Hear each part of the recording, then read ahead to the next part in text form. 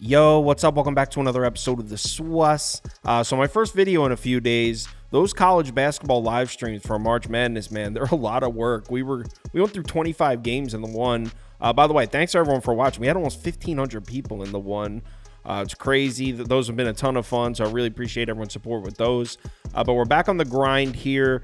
Been a rough stretch in the NBA for me. I had a 3-day stretch, so it would have been the last 3 days before Sunday. So Thursday, Friday, and Saturday. I went 1-6 in a 3-day stretch, 3 consecutive losing days. Got hooked twice in there. The Sixers plus 8.5 against the Bucks, and I deserved that.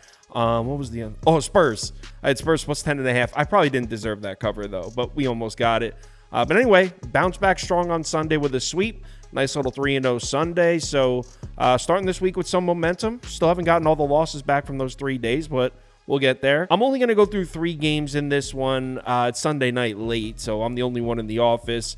Plus, a lot of these games, I mean, there's one with a 15-point spread. There's a back-to-back in there, some injury question marks. It's not the best slate of NBA games. That being said, I do have a couple bets down. So, yeah, let's go through 3 of them. Let's go. Welcome to the SWUS.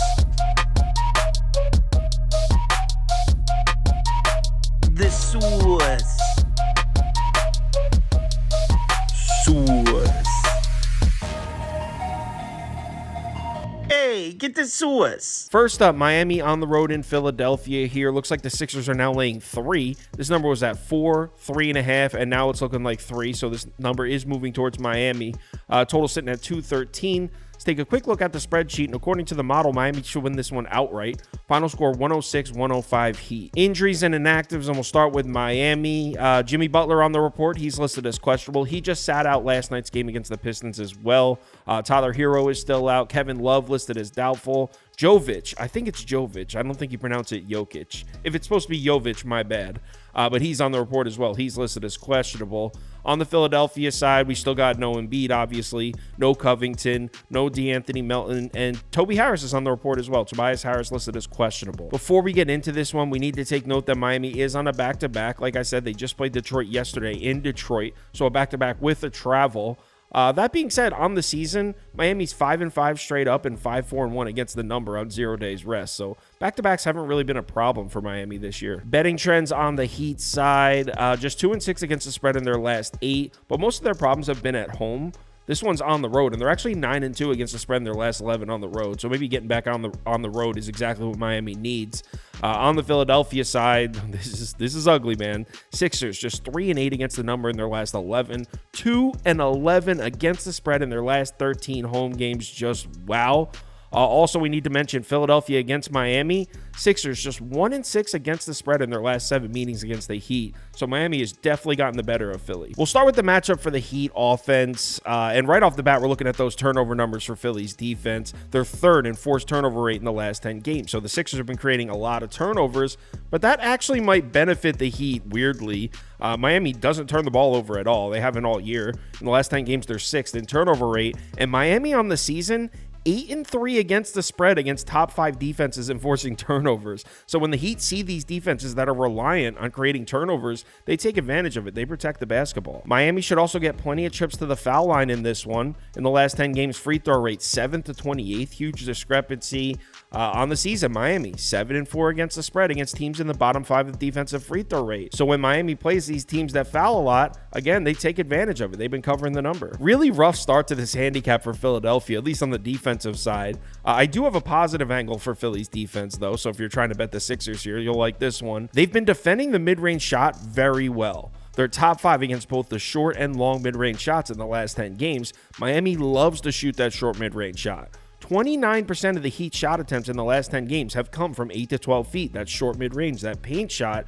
Philly's got excellent numbers against that shot. Recently, where Philly's defense has been struggling is at the basket. In the last 10 games, they're 25th in frequency, 26th in efficiency at the rim, but Miami doesn't take many shots at the rim. In that same time span, the last 10 games, the Heat are just 26th in shot frequency at the basket. So shot zones wise, it's actually not a terrible matchup for the Sixers defense. On the other side, we got the Sixers offense, and obviously the edge goes to the Heat defense on this side. That being said, in the last 10 games, you can see Miami's defensive numbers have dropped a bit. If you rewind 2-3 weeks ago, the Heat were playing better defense than anyone in the NBA. Really not the case recently. They're slightly above average in all these metrics in the last 10. As far as shot zones for Philly's offense, it's kind of tough because they're pretty well balanced. They have been shooting the ball a lot, though, which is good news because the Heat defense has actually fallen off a bit against jump shooters. 29th in efficiency against a long mid-range shot, but that's a relatively unimportant shot. 18th against the above the break 3. So maybe there's an angle there for Philly's offense. They should get some looks as far as jump shots. The problem is they're taking a lot of those jump shots. They're not really making them. Look at these efficiency numbers. I mean, 22nd and 18th doesn't exactly scream angle to me. So I don't know if we can really rely on that. Overall, as far as betting this game, there's just not enough to get me onto Philly here. I do think it's a sharp spot to play Philly as a favorite, but I can't do it. They defend the mid-range shot well, and they've played a slightly stronger schedule, 16th to 25th in strength of schedule in the last 10 games. But other than that, there's just really not much here on paper that I like for the Sixers. At a short line, like 3.5, actually it's down to 3. I got it at 3.5. Spoilers, I'm on the Heat. So I actually bought in on this one at 3.5. Give me the Heat. I'll still take it at 3. Next game. Portland is on the road in Chicago. We got the Bulls laying 8 or 7.5 or 7. This line's kind of all over the place, depending on your sports book. Total sitting at 212.5. Let's take a quick look at the spreadsheet. And according to the model, we should see a 3-point Chicago win. Final score 117-114 Bulls. Injuries and inactives, and we'll start with Portland. Obviously, no Brogdon and no Sharp. They've been out a while. Jeremy Grant is listed as doubtful, so most likely no Grant in this one. Tyball's also on the report. He's listed as questionable. On the Chicago side, maybe no Caruso in this one, which would be huge. Caruso's listed as questionable. Kobe White, most likely not playing in this one. He's listed as doubtful. Other than that, Bulls should be good to go, though. Betting trends for the Blazers look excellent. 7-3 against the number in their last 10. 7-2 against the number in their last 9 on the road. Looking great for Portland. On the Chicago side, 8-7 against the spread in their last 15. They've been pretty back and forth. Just 2-5 against the spread in their last 7 at home, though. So let's match these two teams up on the court. We'll start with some overall net efficiency numbers. You might be surprised to see that these two teams are kind of close here. In the last 10 games in overall efficiency, 20th for the Bulls, 24th for Portland. And if you're thinking, oh, well, 10 games, maybe the Bulls will play a stronger schedule. Strength of schedule, 7th to 9th. So the Bulls, on paper, raw efficiency, haven't been playing much better basketball than Portland has. Let's take a look at what we got for the Blazers offense here. And I mean, look at these Chicago defensive numbers. The Bulls defense has just fallen off, struggling in efficient field goal percentage and turnovers. But look at the rebounding discrepancy here. 2nd to 25th. So on paper, the Blazers should get plenty of second chance opportunities, which is crazy because Chicago was such a good defensive rebounding team as recent as 3-4 weeks ago.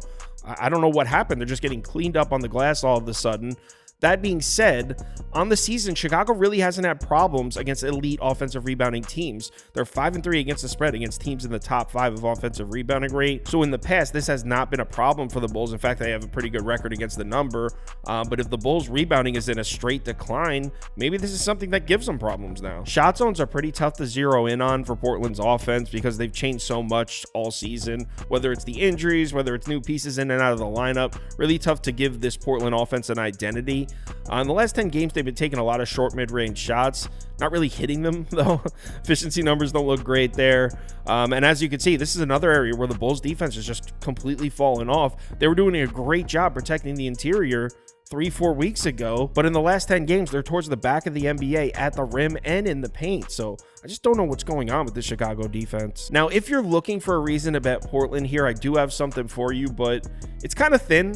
I'm going to switch the numbers from the last 10 games to the last 5 games, and 5 games is not a big sample size, so I really don't like to use these kinds of numbers when handicapping games, but if we switch these numbers up, look at this. Portland's actually got somewhat decent numbers shooting the long mid-range shot and the above the break 3. That's huge here because, as we know, that's been the weakness of the Bulls defense for a while now. They've struggled against jump shooters. So, like I said, it's the last 5 games. Is that enough to go on? Probably not. But if you're looking for something, there's your angle. On the other side of the court, we got the Chicago offense, and we got 2 huge mismatches right off the bat here in the last 10 games. Offensive rebounding rate 7th to 30th. Free throw rate 6th to 29th. So on paper, the Bulls should get plenty of second chance opportunities, and they should get plenty of trips to the foul line. But here's the question. Have those mismatches translated into wins for the Bulls? On the season, Chicago's just 5-4 against the spread against teams in the bottom 5 of defensive rebounding rate this year. That's not that crazy. It's barely above 500. against teams in the bottom 5 of defensive free throw rate, 7-5 against the spread. I mean, again, on paper, it's a great mismatch, but if it's not translating into winning bets at a high rate, I mean, how much do we even care about these mismatches? Shot zones for Chicago offense. Obviously, we're looking right at mid-range shooting here. Bulls take a ton of mid-range shots, probably more mid-range shots than any other team in the NBA, besides maybe the Suns and the Nuggets recently. But in the last 10 games, they're 13th and 3rd in frequency from the long and short mid-range shot. Here's the thing. Look at Portland's defensive numbers in these two zones. They have super high frequencies, but look at the efficiency numbers, 12th and 9th. So they're allowing a lot of attempts from the two mid-range zones, but they're not allowing opponents to hit them at a high rate. Honestly, that might be by design. They might be protecting the perimeter, protecting the rim, and forcing their opponents to shoot mid-range shots. A lot of teams do that. So I actually like that angle for the Portland defense. As far as betting this game, I did it. I took the points of Portland. I grabbed the +8 on Caesars. Hopefully, if you want to tail, you could still get that. Not one of my favorites. Kind of a tough game to handicap, if I'm being honest, but I'm not scared of fading the Chicago team at home and as a favorite. That would be the spot I like to fade this Chicago team. So I'm in on Portland. They continue to be competitive in these games. They continue to cover the number. 7-2 against the spread in their last 9 on the road. 7-3 against the spread in their last 10 overall. Let's do it. I grabbed the +8. Next game, New York Knicks on the road in Golden State. We got the Warriors laying 4.5 points at home, total sitting at 212.5. Let's take a quick look at the spreadsheet, and according to the model, we're deadlocked here. Final score 107-107, according to the model. Injuries and inactives, and we'll start with New York. Pretty much same story here for the Knicks. Julius Randle still out, Mitchell Robinson still out. OG Anunoby on the report listed as questionable. That's kind of been, he's dealing with an elbow injury, but he has played through it a couple times, so we'll see. On the Golden State side, we have nobody on the injury report for the Warriors. Betting trends for the New York Knicks. Knicks are 4-3 against the spread in their last 7, so they're riding the ship a bit. That slump is over. They're 8-4 against the spread in their last 12 on the road as well. Knicks have been better on the road. Well, that's actually more last year. They've been better on the road recently. How about that? On the Golden State side, 14-6 against the spread in their last 20. Very impressive. Just 2-3 against the number in their last 5. Steph Curry did miss 3 of those games, though. And Golden State's been better on the road this year. You can see 6-8-1 against the spread in their last 15 at home. Before we get into this one, we need to point out that the Knicks have done very well in this arena. They're actually 3-1 straight up and against the spread in their last 4 trips to Golden State. So the Knicks are not only covering the number when they come here, they're winning the games outright. So let's match these two teams up on the court. We'll start with some net efficiency numbers. I mean, clear as day, New York has been better than Golden State. In the last 10 games, they're 8th in net efficiency to 17th for the Warriors. Strength of schedule, 18th to 24th. So the Knicks have better numbers against a stronger schedule. And I know Steph Curry did miss 3 games. Andrew Wiggins also missed 4 games in there. But it's not like the Knicks have been healthy. Jalen Brunson missed a couple games. OG Anunoby missed 7 games. So you can't use that excuse for Golden State and not give the Knicks the same excuse. When we look at the matchup for the Knicks offense, though, we can see that this is not the side of the ball that's been carrying them recently. Knicks are dead last in efficient field goal percentage in the last 10 games. One thing New York can do is grab offensive rebounds, though. They're 3rd in the last 10. Problem is Golden State is 9th, and Golden State's done really well in these types of matchups. On the season, they're 7-1 straight up and 5-3 against the spread in games against top 5 offensive rebounding teams. So the fact that the Knicks have been really active on the offensive glass shouldn't really scare you off your bet if you're on Golden State here. Shot zones for the Knicks offense, we can go straight to the 3-point shooting numbers. New York has been very reliant on the 3-ball recently. In their last 10 games, 46% of the Knicks shot attempts have been 3s. That's good news because Golden State's really been struggling to defend that above the break 3, 22nd and 21st against the above the break 3 in the last 10. Problem is, Knicks are taking a ton of those shots. They're not really hitting them. Those are some ugly efficiency numbers. So I guess it's a positive angle for the Knicks offense, but it's iffy. A definite positive angle for the Knicks offense, though, transition. I mean, not that the Knicks have the most explosive fast break in the NBA, but they're 14th in frequency, 10th in efficiency. They have a good fast break. And as we know, Golden State has struggled defensively in transition all season. They're doing a better job as of late. Let's give them some credit, but this is still a bad defense in transition. On the other side of the court, we got the Golden State offense, and they might be in for a tough one here. Knicks defense is playing out of their minds right now. This might be the hottest defense in the NBA. 49.6% opponent EFG in the last 10 games, 1st in the league. New York is not letting anybody get open looks on them right now. That being said, it shouldn't be a complete deal breaker for you, though, if you're on Golden State. Warriors on the year are 4-5 against the spread against top 5 defenses, so below 500, but not really an angle there. The Warriors have played some really good defenses tough this year. Shot zones for Golden State's offense, obviously we're going right to the above the break 3 numbers. Warriors live and die by that shot. Knicks actually don't have elite numbers against that shot. They're not bad. They're average, I think 15th and 16th or something. I'll put it on the screen.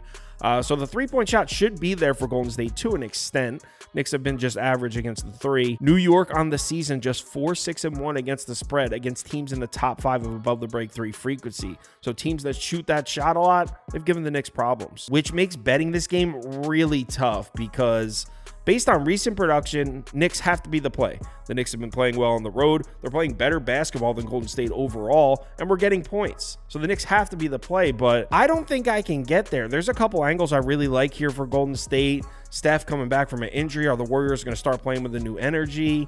I really don't know. So it'll be Knicks or pass, but I think this might end up being a pass. I'll let you know on the live show. Speaking of which, live show tomorrow, 4 p.m. Eastern time. Who do I have tomorrow? I forget what guest I even have lined up, but same as always, 4 p.m. we'll go through all the games or make our final decisions. If you're able to make it, we'd love to see you in the comments. If you want my top bets, the overnight bets, I already posted a couple, by the way. They're over on KyleKirms.com. You could also get the whole staff's picks for all different sports. Head over there if you're interested. NBA Monday, not the greatest weekend for me, but we did bounce back strong on Sunday, so let's keep that rolling. Remember to bet responsibly, and I'll talk to you in the Discord.